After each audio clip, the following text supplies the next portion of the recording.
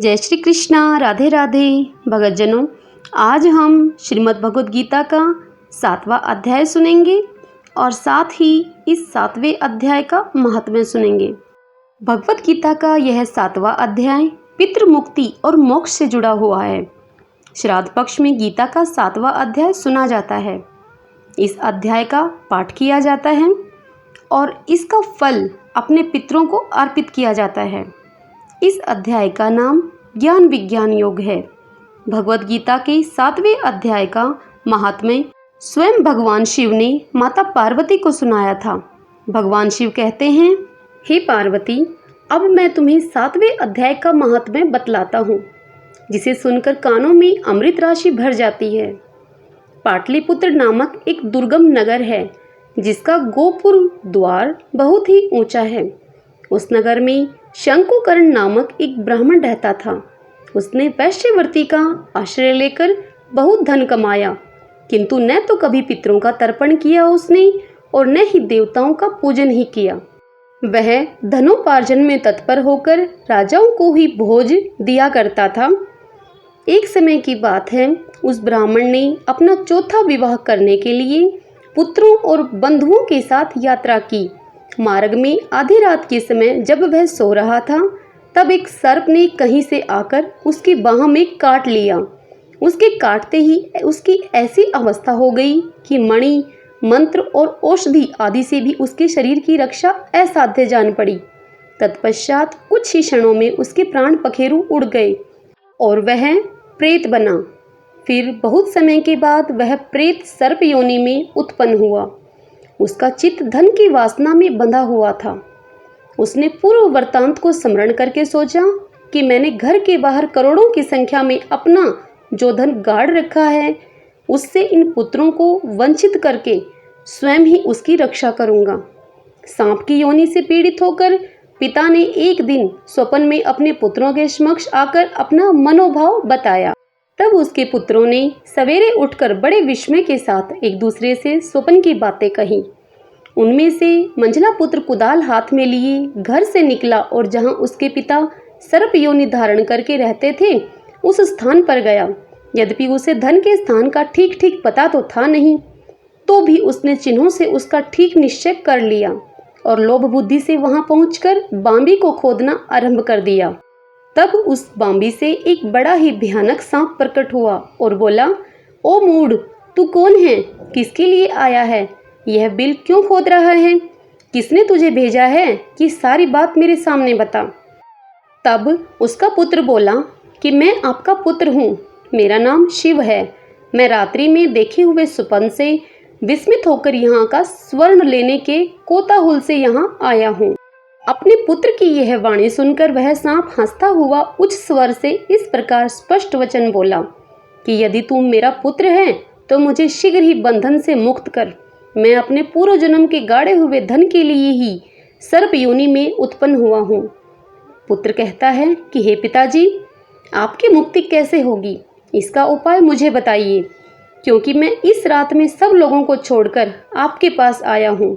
तब वह सर्प बोला कि बेटा, गीता के अमृतमय सप्तम अध्याय को छोड़कर मुझे मुक्त करने में तीर्थ, दान, तप और यज्ञ यह भी सर्वथा समर्थ नहीं है।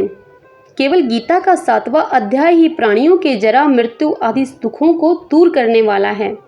हे पुत्र, मेरे श्राद्ध के दिन गीता के 7वें अध्याय का तुम पाठ करने वाले ब्राह्मणों को श्रद्धापूर्वक भोजन करवाना।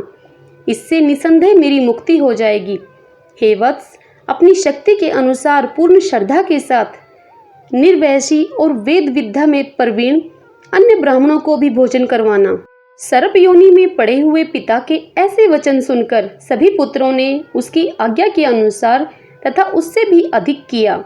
तब शंकुकर्ण ने अपनी सर्प शरीर को त्याग कर दिव्य देह धारण किया और सारा धन पुत्रों के अधीन कर दिया। पिता ने करोड़ों की संख्या में जो धन उनमें बांट दिया था, उससे वे पुत्र बहुत प्रसन्न हुए। उनकी बुद्धि धर्म में लगी हुई थी, इसलिए उन्होंने बावली, कुआ, पोखरा, यज्ञ आदि देव मंदिर के लिए उस धन का उपयोग किया और अन्नशाला भी बनवाई। तत्पश्चात 7वें अध्याय का सदा जाप करते हुए उन्होंने मोक्ष को प्राप्त किया। हे पार्वती, यह तुम्हें 7वें अध्याय का महात्म्य बतलाया, जिसके श्रवण मात्र से ही मानव सब पातकों से मुक्त हो जाता है। आइए अब श्रीमद् भगवद गीता से 7वां अध्याय श्रवण करते हैं। भगवान श्री कृष्ण अर्जुन से बोले कि हे पार्थ, अनन्य प्रेम से मुझ में आसक्त चित्त तथा अनन्य भाव से मेरे प्रायण होकर योग में लगा हुआ तू जिस प्रकार से संपूर्ण विभूति, बल, ऐश्वर्य आदि गुणों से युक्त सबके आत्मरूप मुझको संशय रहित जानेगा, उसको सुन। मैं तेरे लिए इस विज्ञान सहित तत्व ज्ञान को संपूर्णतया कहूँगा, जिसको जानकर संसार में फिर और कुछ भी जानने योग्य शेष नहीं रह जाता।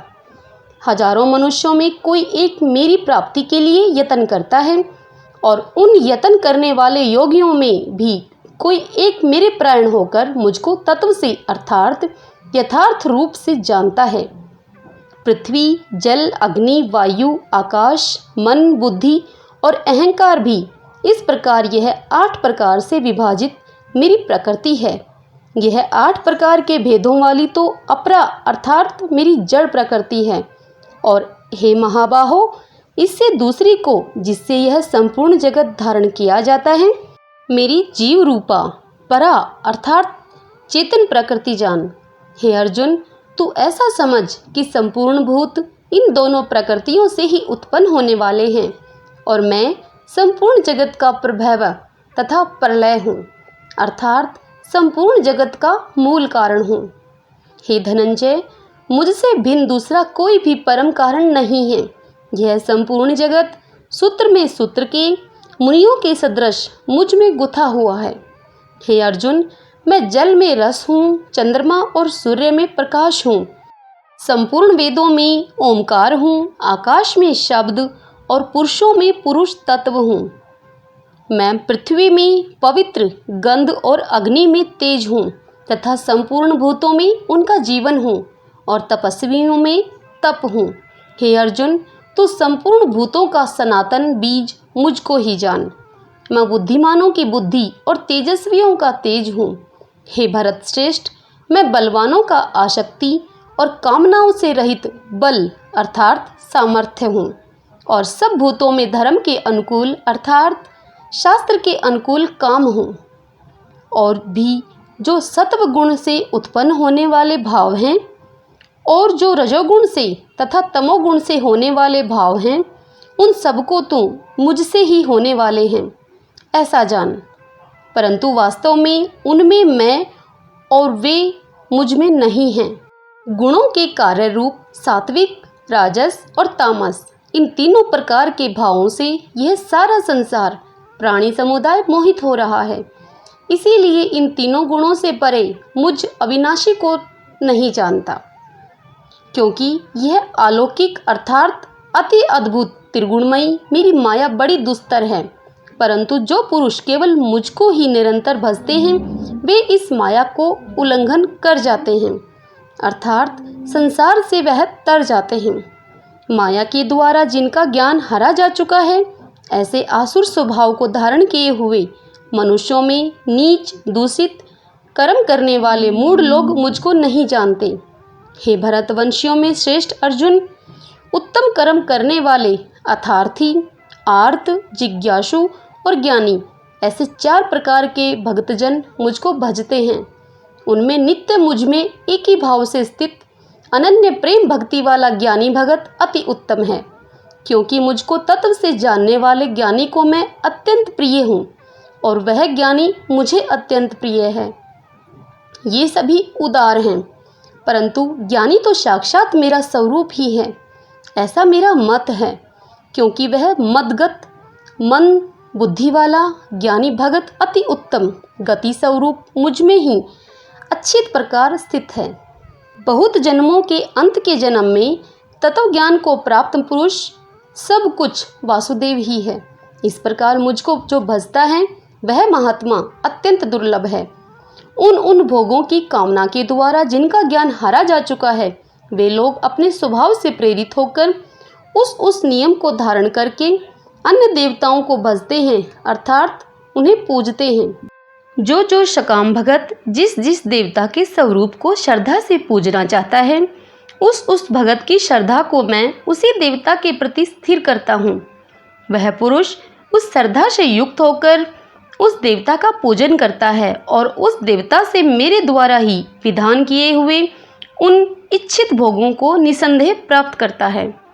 परंतु उन अल्प बुद्धि वालों का वह फल नाशवान है तथा वे देवताओं को पूजने वाले देवताओं को प्राप्त होते हैं, और मेरे भगत चाहे जैसे भी मुझे भजें, अंत में वे मुझको ही प्राप्त होते हैं। बुद्धिहीन पुरुष मेरे अनुत्तम अविनाशी परम भाव को न जानते हुए मन इंद्रियों से परे मुझ सच्चिदानंद घन परमात्मा को मनुष्य की भांति जन्म कर व्यक्ति भाव को प्राप्त हुआ मानते हैं। अपनी योग माया से छिपा हुआ मैं सबके प्रत्यक्ष नहीं होता, इसीलिए यह अज्ञानी जन समुदाय मुझ जन्म रहित अविनाशी परमेश्वर को नहीं जानता, अर्थात मुझको जन्म ने मरने वाला समझता है। हे अर्जुन, पूर्व में व्यतीत हुए और वर्तमान में स्थित तथा आगे होने वाले सब भूतों को मैं जानता हूँ, परंतु मुझको कोई भी श्रद्धा भक्ति रहित पुरुष नहीं जानता। हे भरतवंशी अर्जुन, संसार में इच्छा और द्वेष से उत्पन्न सुख दुख आदि द्वंद्व रूप मोह से संपूर्ण प्राणी अत्यंत अज्ञता को प्राप्त हो रहे हैं, परंतु निष्काम भाव में श्रेष्ठ कर्मों का आचरण करने वाले जिन पुरुषों का पाप नष्ट हो गया है, वे राग द्वेष जनित द्वंद्व रूप मोह से मुक्त दृढ़ निश्चयी भगत मुझको सब प्रकार से भजते हैं। जो मेरे शरण होकर जरा और मरण से छूटने के लिए यत्न करते हैं, वे पुरुष उस ब्रह्मा को, संपूर्ण अध्यात्म को, संपूर्ण कर्म को जानते हैं। जो पुरुष अधिभूत और अधिदैव के सहित तथा अधियज्ञ के सहित मुझे अंत काल में भी जानते हैं, वे युक्त चित्त वाले पुरुष मुझे जानते हैं, अर्थात प्राप्त हो जाते हैं। इति सप्तम अध्याय संपूर्ण। जय श्री कृष्ण। राधे राधे।